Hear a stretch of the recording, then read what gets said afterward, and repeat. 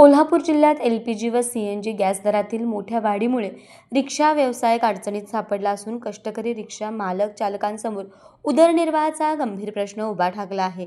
वाढत्या खर्चामुळे उत्पन्नावरील ताण येत असून जगायचं कसं हा सवाल रिक्षाचालकांमध्ये तीव्र होत आहे।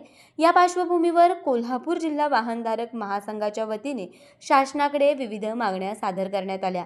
इंधन दर कमी करणे, CNG हायड्रोजेटचे दर पूर्वगत करणे, रिक्षा कल्याणकारी मंडळाच्या भरीव निधी देणे, ग्रामीण भागात गॅस पंप सुरू करणे तसेच प्रलंबित रिक्षा थांबे मंजूर करणे या प्रमुख मागण्या करण्यात आल्या आहेत।